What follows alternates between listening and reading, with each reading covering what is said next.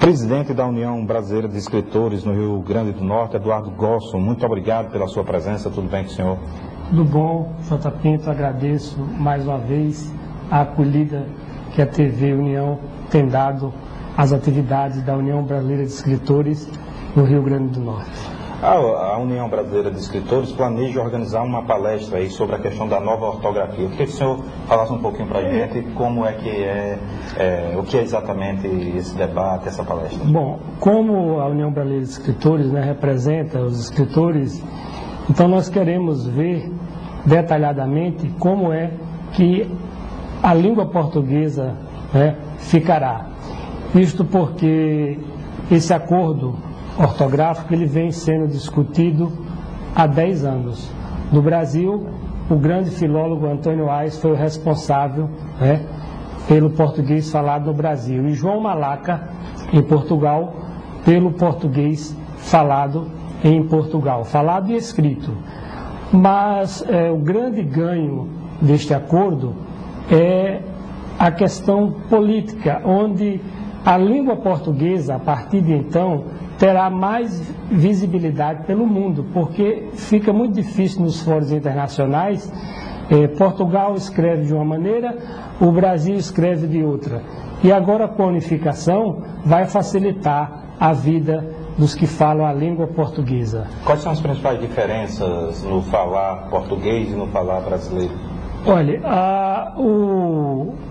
esse autor, as mudanças, né, na língua, em relação, por exemplo, a Portugal, é 0,43 das palavras no Brasil, corrigindo, e 1,42% em Portugal, né, passarão por mudanças.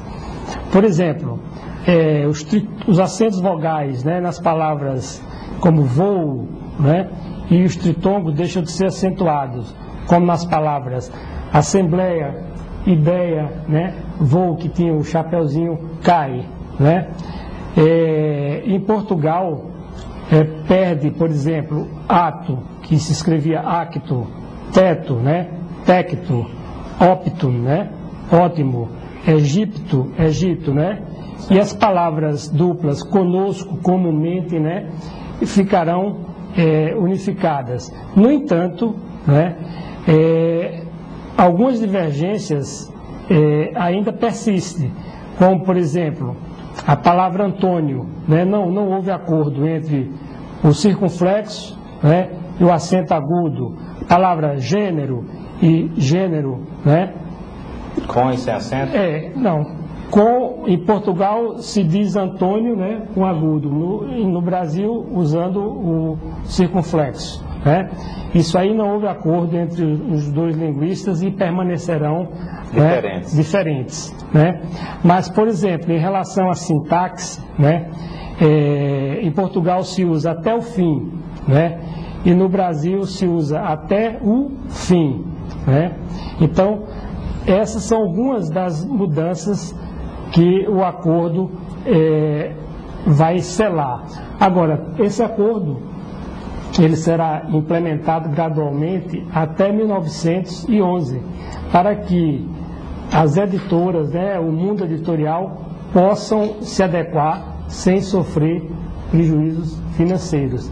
Agora, como eu não sou um especialista na área de filologia, é que nós convidamos o professor da Universidade José da Luz Costa, né, que tem especialização, mestrado e doutorado, né, em estudos da linguagem, e que leciona, né, os temas gramática, discurso, semântica e idiomaticidade, para detalhar para nós que fazemos a UBE e também para o público que queira assistir. Afinal, é a nossa língua pátria, né? A língua de Camões, a língua de Castro Alves, a língua de Machado de Assis.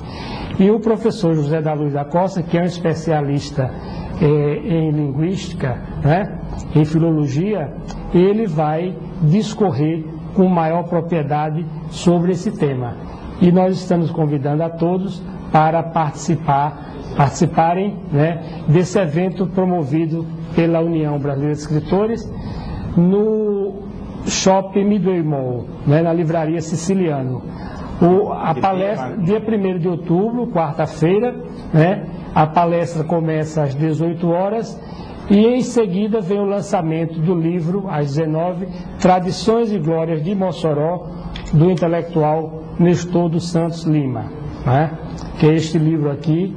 Está a capa, para levantar um pouquinho para a capa, né, é uma edição do selo vermelho, uma edição facsimilar. A importância desse livro é que esse livro foi uma conferência que Nestor Lima fez em 30 de setembro em Mossoró, quando Mossoró comemorava 53 anos da data. E só foi editado em 1938. E agora é reeditado pelo Selo Vermelho. Nem a coleção moçoroense, que tem toda uma tradição na publicação de coisas boas para a cultura potiguar, não consta no catálogo. Está sendo reeditada essa conferência que Nestor Lima, que foi o 6º presidente do Instituto Histórico e Geográfico do Rio Grande do Norte, um intelectual de peso, foi secretário geral da Academia Norte-Rio-Grandense de Letras, né, ocupando a cadeira de Almir Afonso.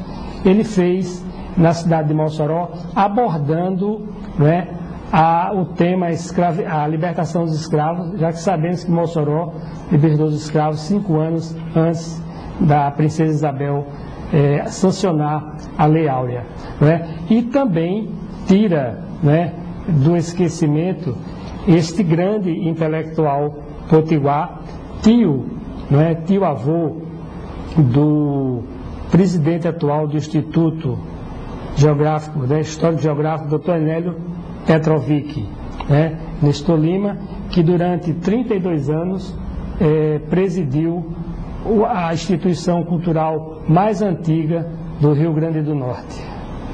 Ok, então nós aqui desejamos boa sorte no lançamento do livro. Agora eu queria voltar um pouquinho em relação à questão da língua portuguesa. O senhor falou do Brasil e da Europa, no caso Portugal. Eu queria saber um pouquinho se vai ser decidido e quais foram, se o senhor tem informação das mudanças que esteve, por exemplo, em relação à África, né? Autores como Mia Couto começam a ser importantes no cenário mundial, no cenário da América Latina, mas também no cenário europeu. Qual a importância da mudança ortográfica também na África do Sul, nos países que falam português, na opinião do senhor? Com certeza a unificação, né, já que a partir do acordo o presidente Lula deve estar assinando esse decreto agora, de hoje para amanhã, ou no máximo em outubro, né? O decreto oficializa. E eu vejo um grande ganho político ao integrar os países, né, africanos que falam a língua portuguesa. Não só os países africanos, mas também alguns asiáticos, como Macau, na China, que falam a língua de Camões. Então, eu só vejo grandes vantagens nesse acordo ortográfico que finalmente sairá, né? É uma pena que que o Antônio Aires, né, que batalhou, que escreveu, grande filólogo brasileiro, não esteja vivo para assistir, né, um momento tão importante para a cultura brasileira. Em relação à lei do livro, o senhor tem alguma novidade? Já aconteceu alguma coisa depois que foi sancionada? A lei do livro, ela foi um grande avanço no sentido de criar uma política cultural para o livro, né, para o autor potiguar, e foi publicado no Diário Oficial de 11 de junho. Nós estamos entrando em entendimentos com alguns deputados da Assembleia Legislativa para saber se foi consignado no orçamento do próximo ano alguma verba, como ela prevê, para aquisição de livros, né, e a distribuição pelas escolas, pelas bibliotecas potiguares. Ok, Eduardo Gosson, presidente da União Brasileira dos Escritores, queria agradecer a presença do senhor aqui no programa Cidade Aberta, aproveitar e passar ao Jornal Potiguar Notícias, que já está nas melhores bancas, e desejar boa sorte no trabalho que o senhor desenvolve frente à União Brasileira dos Escritores no Rio Grande do Norte.